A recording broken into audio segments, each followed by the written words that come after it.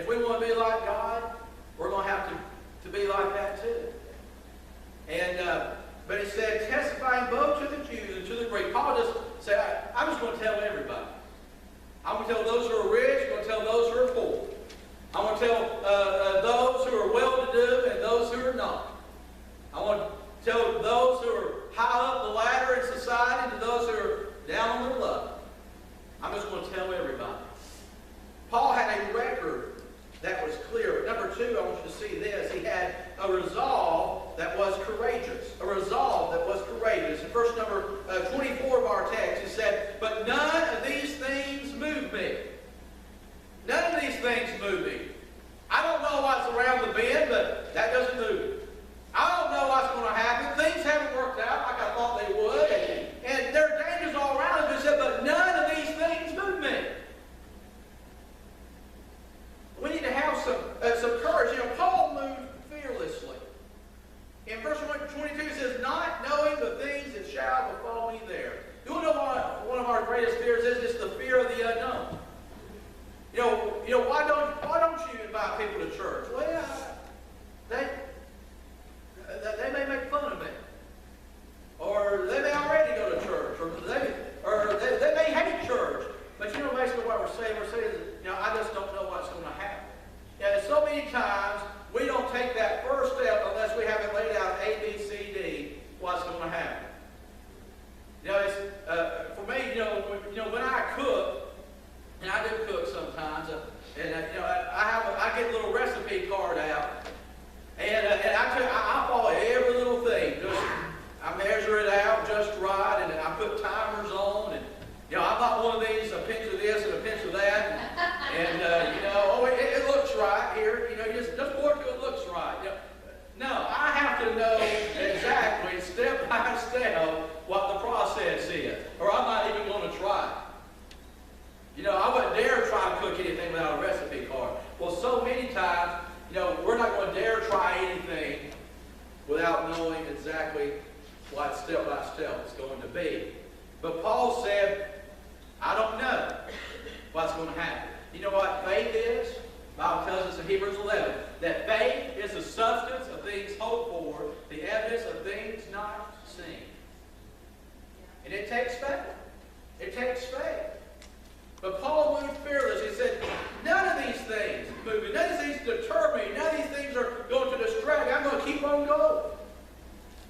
But Paul, he also moved toward the finish line. He said, none of these things move me, neither count I my life dear to myself, so that I might finish my course with joy and the ministry which I have received of the Lord Jesus. He said that I might finish my course with joy. He said, I'm going to finish what I started. We all know people who are good at starting things, but they have to do a very poor job of finishing things. We all know people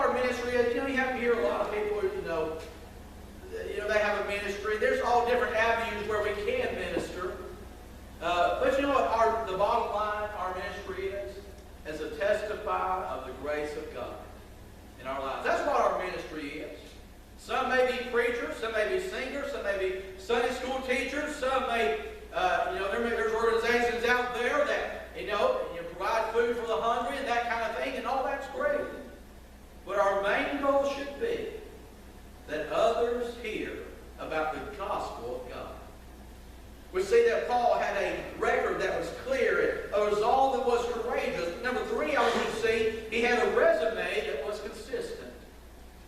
A resume that was consistent. You know, one thing that's missing in a lot of people's lives today? Consistency. You know, I'm not even just talking about, we could all be what we should be on Sunday, all get charged up and do what we're supposed to do, and that's good. I mean consistency on Monday and Tuesday and Wednesday and Thursday and Friday and Saturday. Consistency when things are going our way, and consistency when things are not going our way. But Paul was consistent. He was consistent in his witness. In verse number 27, he said, I have not shunned to declare unto you all the counsel of God. Not just the parts that Paul liked. Not just the parts that didn't get on his sin. Say, I declare all the counsel of God. But also he was consistent in his work. In verse number 31, he said, watch and remember that by the space of 3 years I ceased not to warn everyone night and day with tears. That's a pretty good record. 3 years. We can't make it through a week most of the time. But Paul said, night and day, 3 years. Everywhere I went, I was sounding out the warning. But you know what else Paul had? He had a consistent walk. Look, it's one thing to proclaim something, it's one thing to say something, and it's another thing to live what you say. But Paul lived what he preached. In verse 33, he said, I coveted no man's silver or gold or apparel. Paul had a walk of contentment. Paul was satisfied with what the Lord had given him.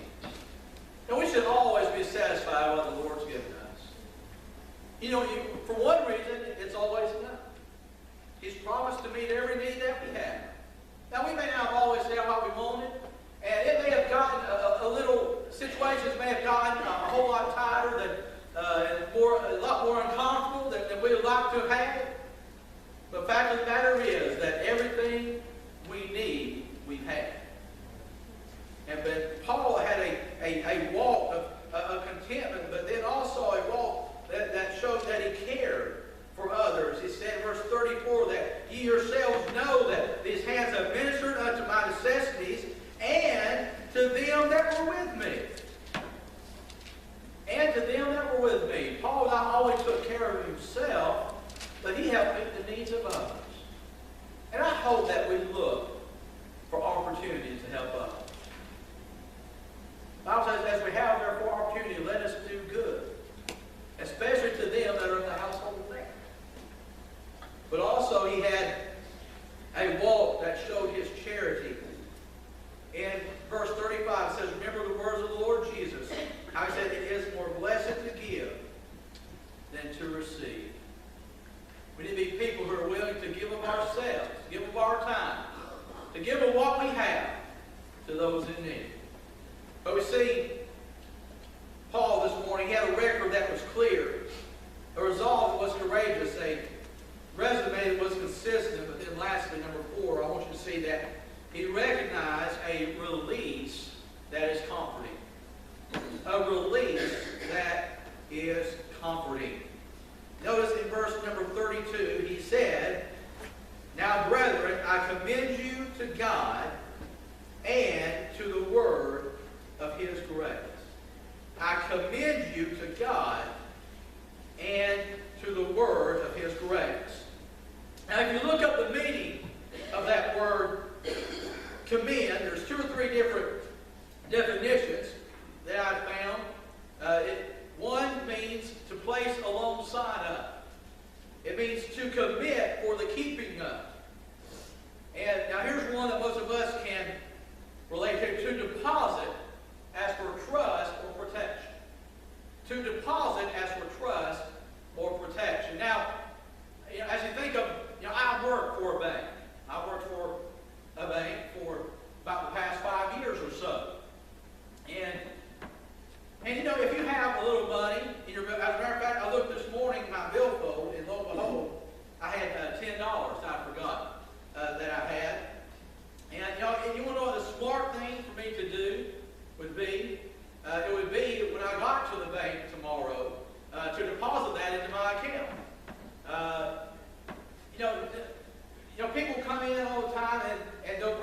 checks and they'll bring their cash. I've never had anybody yet. That $100 bill I deposited this morning, is it still there? I've never had anybody to call back and ask me that. Why? Because, when you put your money in a bank, you think it's safe. It's protected. Everything's okay with it. I don't have to worry about getting knocked upside the head, people stealing it. I don't have to worry about losing it or misplacing it. I have deposited it into a safe place. It is safe.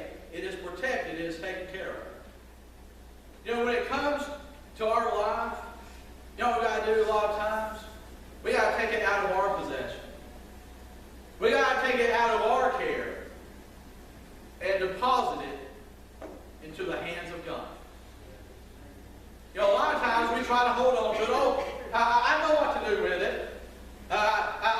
It'll be okay. I can handle this. And then something happens in our life, starts getting in a mess. The best thing to do is just to put it to the hands of the Lord. Say, I commend you to God and to the word of His grace. I'm glad that we can have comfort from the hands of God.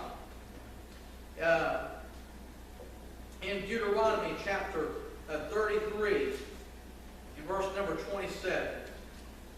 Deuteronomy 33, verse 27. Moses was coming down to the end of his life here. And I love this verse. It says in Deuteronomy 33, 27, that says, the eternal God is thy refuge, and underneath are the everlasting arms. He shall thrust out the enemy from before thee, and shall say, destroy thee. It says, underneath are the everlasting arms. It's not just a song we sing. It's something that I hope we've come to realize in our own lives. That when we place our lives, our possessions, our talents, whatever we have, when we place it in the hands of God, that we are secure in Him. And that is something that's very common. It says, I commend you to God and to the word of His grace. It says, I'll leave it in God's hands. It says, look to God. Look to His word. When we look to His word, we'll find power. When God made the story in the account of the creation, the verse has kept being repeated, and God said. And it was so. There's power in the words of God. There's peace in the words of God. He said, He spoke to the winds of the way. He said, peace, be still. I'm glad that many a times when that loved one's been sick, when that heartache has come upon us, I'm glad that many a times I've heard that word of peace. I've heard that word of comfort. You know what I encourage you to do this morning? Realize, look, there's no peace within ourselves. There's no power within ourselves. There's no comfort within ourselves. But when we place it in the hands of God, then we can know His comfort. Then we can know His power. Then we can know His peace. That my peace I'll leave with you. Not as the world giveth, give I unto you. But I'm glad that we as children of God can know the peace of God. But how are we going to do it? By leaving it with the Lord. You're not going to know peace when you're trying to hold on. You're not going to know peace when you're trying to direct things. But when we place it in the hand of God, when we have a record of service to God, when we have a courage to serve God, when we have a consistency to serve God, then we'll know the peace and comfort that comes from leaving it with Him. Let's have every head bowed and every eye closed.